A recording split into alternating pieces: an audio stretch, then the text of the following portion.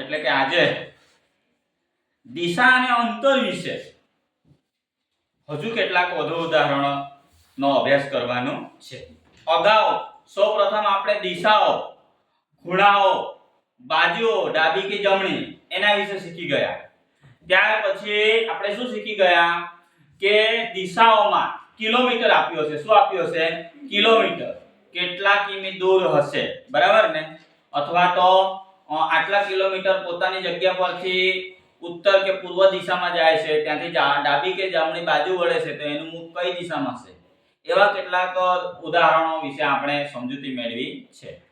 આજે આ ક્લાસમાં આપણે દિશા અને અંતર પરંતુ પાયથાગોરસના સિદ્ધાંત ને ધ્યાનમાં રાખીને કેટલાક ઉદાહરણો વિશે શીખવાનું છીએ, બરાબર? તો ચાલો આપણે જોઈએ.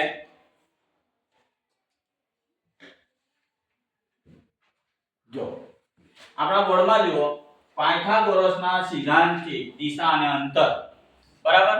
પાયથાગોરસનો સિદ્ધાંત એટલે કે જ્યાં કાટકોણ, કયો ત્રિકોણ?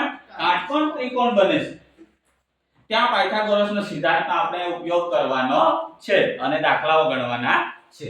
જોજો અહીંયા તો આપણી પાસે ઉદાહરણ છે. સૂરજ પોતાના કાર્યાલયથી પૂર્વમાં 4 કિમી ચાલીને ડાબી બાજુ વળીને 3 કિમી ચાલે છે, તો તે પોતાના કાર્યાલયથી કેટલા કિમી દૂર હશે? બરાબર? અહીંયા સૂરજ નામના એક વિદ્યાર્થી અથવા તો એક વ્યક્તિની વાત કરવામાં આવી છે. તો જુઓ અહીંયા તમે પહેલા જુઓ કે અહીંયા પહેલા આ રીતના દાખલા આવશે, તો પહેલા તમે વાંચો, સમજો, અને પછી તમને એવું લાગે કે આની અંદર ખરેખર પાયથાગોરસના સિદ્ધાંતનો ઉપયોગ થશે, બરાબર? અહીંયા જુઓ, સૂરજ પોતાના કાર્યાલયથી પૂર્વમાં 4 કિમી ચાલીને પછી ડાબી બાજુ વળીને 3 કિમી ચાલે છે, તો તે પોતાના કાર્યાલયથી કેટલા કિમી દૂર હશે? જો અહીંયા આપણે એમ સમજવાનું છે કે બે જ બાજુનું માપ આપ્યું છે. જ્યારે પણ તમને દિશા અને અંતર વિષયક પ્રશ્નોમાં કોઈ પણ બે જ બાજુનું માપ આપ્યું હશે, કેટલી બાજુનું? એટલે તમારે સમજવાનું કે અહીંયા પાયથાગોરસનો સિદ્ધાંતનો ઉપયોગ કરીશું. ખ્યાલ આવી ગયો? હવે અહીંયા આપણે જોઈએ, પહેલામાં પહેલા આપણે દિશાઓનો નિર્દેશ કરીશું, બરાબર? આપણે જેવું કરતા છીએ તે પ્રમાણે જ કરવાનું છે. ઉત્તર, દક્ષિણ, પૂર્વ, પશ્ચિમ. જોજો, સૂરજ પોતાના કાર્યાલયથી પૂર્વમાં 4 કિમી ચાલીને જાય છે, એમ સમજવાનું છે. તો કે સૂરજનું કાર્યાલય અહીંયા, ખ્યાલ આવ્યો? એટલે મૂળ સ્થાન, એટલે કે અહીંથી પ્રસ્થાન બિંદુ આપણે કરવાના. આ બિંદુ છે, પ્રસ્થાન બિંદુ અથવા તો મૂળ સ્થાન, એવો આપણે શબ્દ બનાવીશું, મૂળ સ્થાન. સૂરજ પોતાના કાર્યાલય એટલે કે પોતાના કાર્યાલયથી પૂર્વમાં 4 કિમી ચાલીને જાય છે. સૂરજને અહીંયા ઓફિસ છે, પૂર્વમાં કેટલા કિલોમીટર ચાલીને ગયો? 4. ખ્યાલ આવ્યો? સૂરજ 4 કિમી ચાલીને ગયો. હવે ડાબી બાજુ વળીને 3 કિમી ચાલે છે. હવે કઈ બાજુ વળશે? ડાબી બાજુ, એટલે ઉપરની સાઈડ આવશે ને. હવે કેટલા કિલોમીટર વળશે? તો કે 3 કિલોમીટર. કેટલા? 3. અહીંયા કેટલા અંશનો ખૂણો બને છે? જુઓ બાળકો, 90 અંશનો બન્યો ને, બરાબર? હવે જોજો, તો તે પોતાના કાર્યાલયથી કેટલા કિમી દૂર હશે?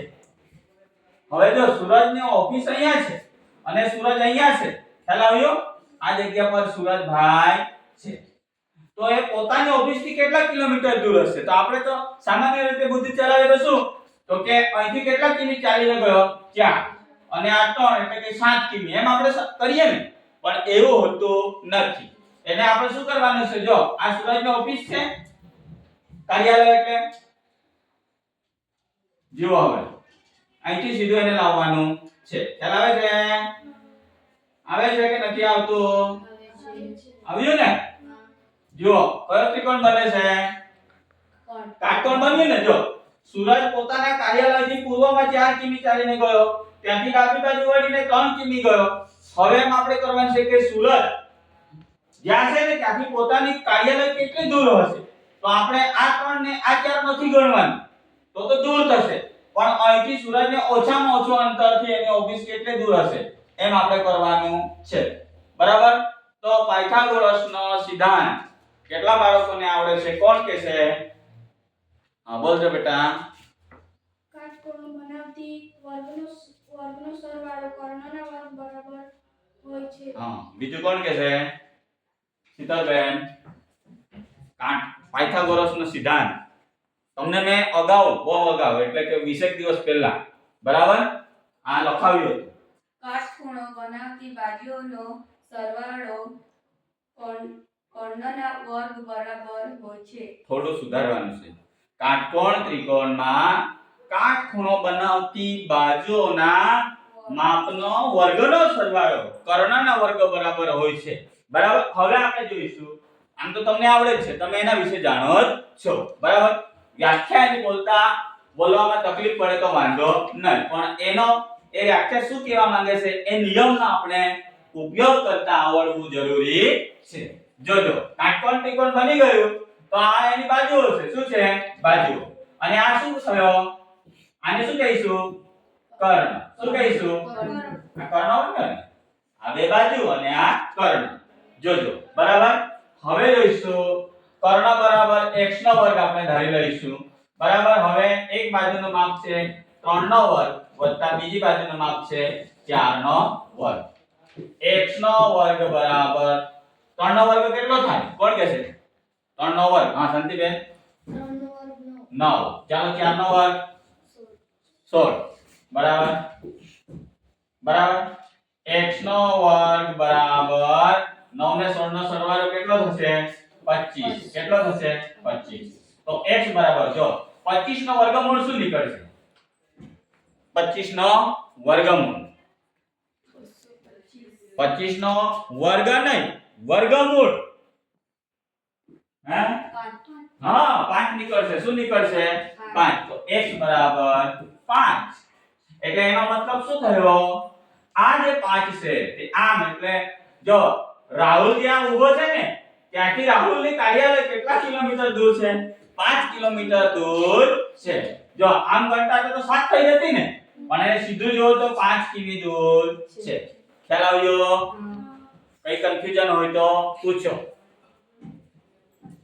ખુશીબેન ખ્યાલ આવ્યો? હા ચલો આને ઉતારી દો. આપણે હમણાં જ જસ્ટ જે આપણે દાખલો ગણી ગયા તેના જેવું જ દિશા અને અંતરમાં પાયથાગોરસના સિદ્ધાંતનો ઉપયોગ કરીને દાખલો ગણવાનો છે. એના જેવો જ છે. જોજો રહીમ ઘરેથી પૂર્વ દિશામાં 6 કિમી ચાલે છે. ત્યારબાદ ડાબી બાજુ કાટખૂણે વળીને 8 કિમી ચાલે છે. તો ઘરે પાછા આવવા માટે તેને ઓછામાં ઓછું કેટલું અંતર કાપવું પડશે? ઓછામાં ઓછું. સૌપ્રથમ આપણે શું કરીશું દાનિયેલભાઈ આ દાખલો ગણવા માટે? દિશા નિર્દેશન કરીશું. ચાલો દિશા દર્શાવી દીધી. ઓકે દર્શાવી દીધી દિશા. હવે જોજો આટલું થઈ ગયું. ઉત્તર દક્ષિણ પૂર્વ પશ્ચિમ આટલું થઈ ગયું. હવે વિધાન વાંચો. રહીમ ઘરેથી પૂર્વ દિશામાં 6 કિમી ચાલે છે. તો કે રહીમ ક્યાં છે? રહીમનું ઘર અહીંયા કેન્દ્રમાં રહીમનું ઘર. ખ્યાલ આવ્યો? હવે અહીંથી પૂર્વ દિશામાં એટલે કઈ બાજુ જશે? આ બાજુ એટલે અહીંયા કે અહીંયા? અહીંયા. હા આ અહીંયા પૂર્વ લખ્યું છે. ચાલો રહીમ ઘરેથી પૂર્વ દિશામાં કેટલા કિમી ચાલે છે? 6 કિમી. ચાલો રહીમ 6 કિમી ચાલી ગયો. 6 કિમી. ઓકે આગળ જોજો. ત્યારબાદ ડાબી બાજુ કાટખૂણે વળીને હવે ડાબી બાજુ વળે છે. કઈ બાજુ વળે છે? ડાબી બાજુ. એટલે ઉપર જશે કે નીચે આવશે? ઉપર જશે. જો આ રહીમ ડાબી બાજુ કાટખૂણે વળ્યો અને કેટલા કિમી ચાલે છે? 8 કિમી. કેટલા કિમી? 8. જરાક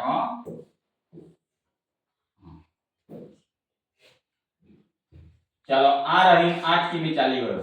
કાટખૂણે અહીંયા તો હંમેશા કાટખૂણે જ બનશે. બરાબર. 8 કિમી ચાલે છે. તો ઘરે પાછા આવવા માટે તેને ઓછામાં ઓછું કેટલું અંતર કાપવું પડશે? જો રહીમ સામાન્ય આપણે વિચારીએ તો શું ટૂંકી બુદ્ધિથી વિચારીએ તો કે અહીંથી 6 કિલોમીટર ગયો અને અહીંથી 8 કિલોમીટર ગયો એટલે આપણે શું કરીએ? 6 ને 8 નો સરવાળો શું કરી દઈએ? 6 ને 8 નો સરવાળો કરી દઈએ અને પછી આપણે જવાબ આપી દઈએ કે કેટલા કિલોમીટર? 6 ને 8 14 કિલોમીટર એમ કહીએ. પણ એવું હોતું નથી. ઘરે આવવા માટે ને હવે ઓછામાં ઓછું કેટલું કિલોમીટર? જો રહીમ અહીંયા આવ્યો છે તો હવે રહીમને અહીંથી સીધા આપણે નીચે ઉતારી દઈશું. કયો ત્રિકોણ બની ગયો? બન્યો ને? એટલે કયા નિયમનો ઉપયોગ થશે? પાયથાગોરસ. બરાબર. હવે તો જો અહીંયા કેટલા કિમી? 8. તો આપણે સૌપ્રથમ શું કરીશું? x નો વર્ગ બરાબર એક બાજુ એટલે કે 8 નો વર્ગ વત્તા 6 નો વર્ગ. કોનો વર્ગ? 6 નો. ચાલો ગણ્યો હશે, ચાલો ગણી નાખો અને મને જવાબ કેવો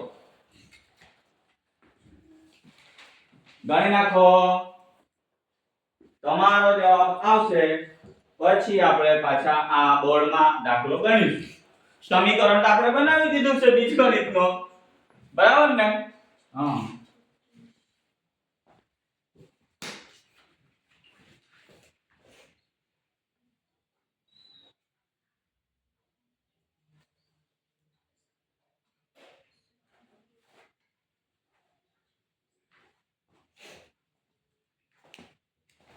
થઈ ગયો?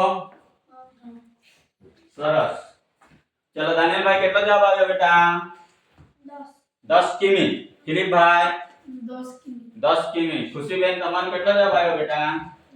10. શીતલબેન, શાંતિબેન, આરતીજી બતાવજો. હા. ચાલો જોજો. હા, હવે બાળકો હોશિયાર થઈ ગયા એવું લાગે છે. જોજો. x નો વર્ગ બરાબર ચાલો 8 નો વર્ગ કેટલો થાય? 64. કેટલો થાય? 8 નો વર્ગ 64. 64 વત્તા 6 નો વર્ગ કોણ કહેશે?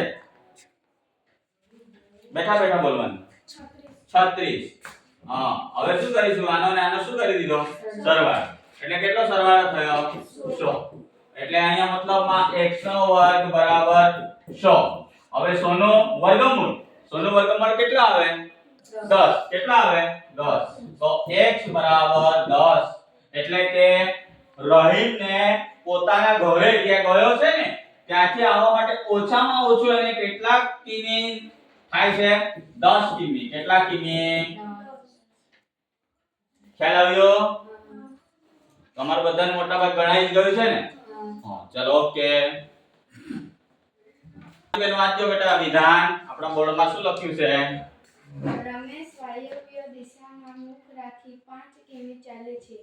તેનો ભાઈ એ સ્થળેથી ઈશાન દિશા તરફ 12 કિમી ચાલે છે. તો હવે બંને એકમેકથી કેટલા અંતરે હશે? અગાઉના બે આપણે સમીકરણો જોઈ ગયા એટલે કે બે વિધાનો જોઈ ગયા. તેમાં એકલા એકલા વ્યક્તિઓ હતા. રાહુલ અને બીજું કોણ હતું? રહીમ. બરાબર. પણ અહીંયા તો એમ કહે છે રમેશ વાયવ્ય દિશામાં મુખ રાખી 5 કિમી ચાલે છે. કોણ? રમેશ. બરાબર. અને તેનો ભાઈ એ સ્થળે છે ઈશાન દિશા તરફ 12 કિમી ચાલે છે. તો હવે બંને એકમેકથી કેટલા અંતર હશે? જો અહીંયા બાળકો સમજો. તમને અગાઉ પણ મેં કીધું છે હમણાં 5 મિનિટ પહેલા કે જ્યારે કોઈ સમીકરણમાં બે જ માપ આપવામાં આવ્યા હોય કેટલા? એટલે તમારે અહીંયા પાયથાગોરસના સિદ્ધાંતનો ઉપયોગ કરીને દાખલાની ગણતરી કરવાની છે. બરાબર. હવે જોજો. સૌપ્રથમ શું કરીશું શીતલબેન?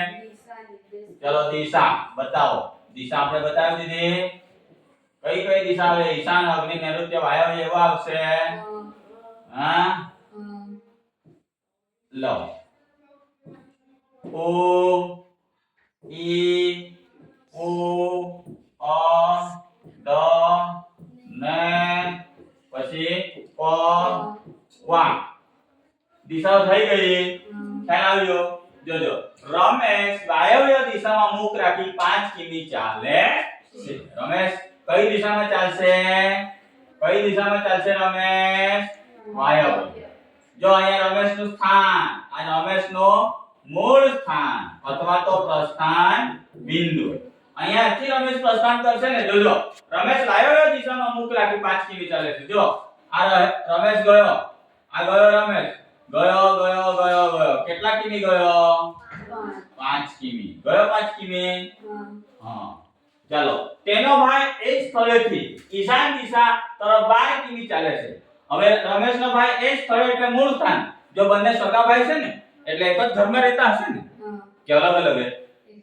સગા ભાઈ તો એક જ ઘરમાં રહે ને. તો જો એનો ભાઈ રમેશનો ભાઈ એનું નામ x y z કોઈ પણ હશે, એ હવે પણ કઈ દિશામાં જાય છે? ઈશાન દિશામાં. એટલે ઈશાન તો અહીંયા આવશે ને, આ જો ઈશાન છે ને, અહીંયા ઈશાન અને આ વાયવ્ય. તો જોજો, જો આ તો 5 જ કિમી ગયો છે, પણ એનો ભાઈ કેટલા કિલોમીટર જાય છે? ગયો કેટલા કિમી? 12 કિમી ગયો, આ 5 કિમી ગયો. કેમ? અને આ 12 કેમ એટલે કે કિમી. બરાબર? તો હવે બંને એકમેકથી કેટલા અંતરે દૂર હશે? જો રમેશ અહીંયા છે, જો રમેશ અહીંયા છે અને એનો ભાઈ અહીંયા છે x. રમેશનો ભાઈ કોણ? x અહીંયા છે. જો તો હવે રમેશ અહીંયા છે ને આ એનો ભાઈ x અહીંયા છે. તો જુઓ અહીંથી અહીંનો એક મિનિટ હો, થોડી મિસ્ટેક થઈ. અહીંયા 5 કિમી હતું ને. જો હવે રમેશ અહીંયા છે અને એનો ભાઈ અહીંયા ઉભો છે. તો અહીંથી અહીંનું અંતર કેટલું છે તે આપણે જોવાનું છે. જો અહીંથી દેખાય છે કાટકોણ ત્રિકોણ જેવું? બને છે અહીંયા ખૂણો? બને છે ને? બરાબર? કોઈ પણ સાઈડે બનવો જોઈએ. ખ્યાલ આવ્યો? હા. અથવા તો અહીંયા પણ અહીંયા બને, અહીંયા કાટખૂણો બને, અહીંયા બનતો છે. જો બરાબર? તો અહીંયા પણ હવે આપણે શું કરીશું? જોજો બાળકો, શું કરીશું? પાયથાગોરસનો સિદ્ધાંતના ઉપયોગ કરીને આ દાખલાનો પણ આપણે જવાબ લાવીશું. જોજો, અને આ જે દાખલો છે ને બાળકો 2022-23 ની સાલમાં NMS ની પરીક્ષામાં પૂછાયો છે. અને નામ ચેન્જ છે, રમેશની જગ્યાએ ત્યાં રશ્મિ છે. શું નામ છે? ખ્યાલ આવ્યો? હા. હવે જોજો, x નો વર્ગ બરાબર એક બાજુનું માપ છે 12 નો વર્ગ, કોનો વર્ગ? વત્તા બીજી બાજુ 5 નો વર્ગ. ખ્યાલ આવ્યો? હા. ચલો ગણી નાખો. જો ગણાઈ જશે. હવે કોઈને કહેવાનું નહીં. બરાબર? આ દાખલા આવડી જાય એટલે મોટા ભાગના દાખલા મારા બાળકોને આવડી જશે. દિશા સંબંધિત પાયથાગોરસના સિદ્ધાંત વાળા.